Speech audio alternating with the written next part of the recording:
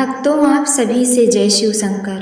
भक्तों, हम भगवान शिव और माता पार्वती जी के श्री चरणों में कोटि कोटि प्रणाम करते हैं। अपनी मृत्यु को मात देने के लिए नंदी ने ऐसी घोर तपस्या की, स्वयं काल के कपाल भी डोल गए। आखिर कैसे एक साधारण बालक महादेव का अजर अमर वाहन और गणों का अधिपति बना। नंदी के जन्म और उनके अमर होने की यह अद्भुत गाथा को जानने के लिए वीडियो में अंत तक बने रहें। भक्तों, प्राचीन काल की बात है। एक महान तपस्वी ऋषि शिलाद थे।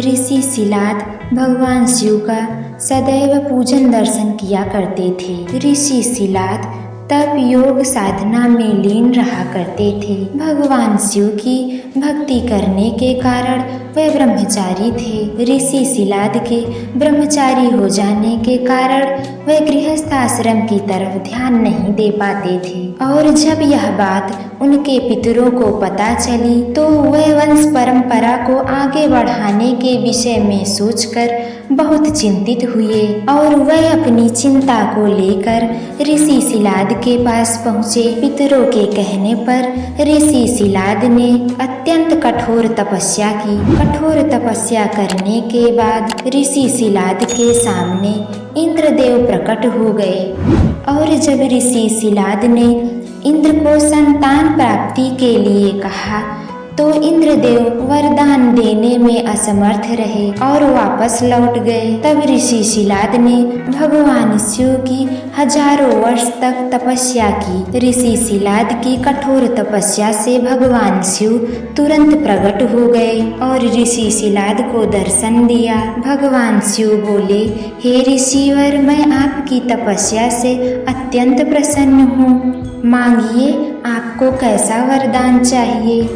तब ऋषि शिलाद ने कहा, हे भगवान, मुझे आपके जैसा ही दिव्य तेज वाला पुत्र चाहिए जो आपके समान सुंदर और तेजस्वी हो। ऋषि के कहने पर भगवान शिव ने कहा, हे ऋषिवर, मैं आपको ऐसा पुत्र लाकर कहाँ से दूं? इसीलिए मैं स्वयं ही आपके पुत्र के रूप में जन्म लूंगा। इस प्रकार वरदान देने के बाद भगवान शिव अंतर ध्यान हो गए और ऋषि शिलाद अपने आश्रम को वापस लौट आए और मन ही मन बहुत प्रसन्न हुए। भक्तों, आप ऐसी कथाएं सुनने के लिए चैनल को सब्सक्राइब करें। भक्तों, यह कथा यहीं समाप्त नहीं होती। भगवान शिव की लीला को आगे सुनिए। एक दिन ऋषि शिलाद अपने खेत में जोत रहे थे। उसी समय उन्हें खेत में एक दिव्य बालक दिखाई दिया जो बहुत ही सुंदर था।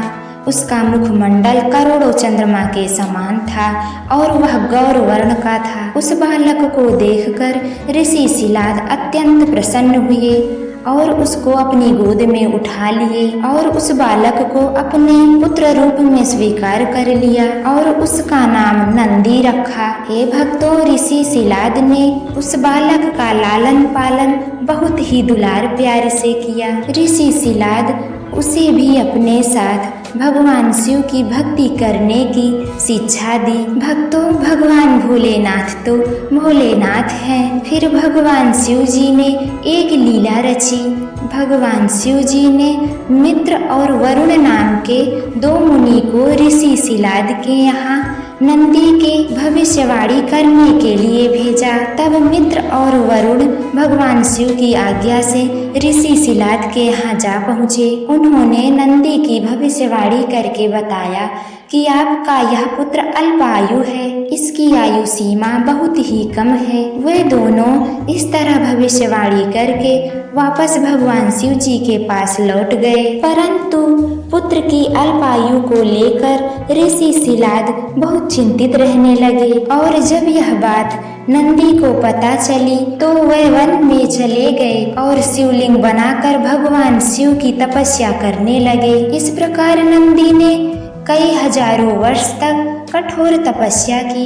इतनी घोर तपस्या करने के बाद फिर भगवान शिव ने नंदी को दर्शन दिया। भगवान शिव जी ने नंदी के सिर पर अपना हाथ फेरा और नंदी को अजर अमर का वरदान प्राप्त किया और साथ ही साथ अपने गढ़ में शामिल होने का आशीर्वाद भी दिया। भक्तों, कुछ समय बाद भगवान शिव जी ने माता उमा की सम्मति से अपने गढ़ों को लेकर ऋषि शिलाद के यहाँ गए और नंदी का विवाह मरुतों की पुत्री सुयसा से करवा दिया। नंदी का विवाह संपन्न कराने के बाद भगवान शिव ने नंदी को अपने साथ कैलाशपुरी ले आए। हे भक्तों, तब से नंदी को धर्म का प्रतीक माना जाता है।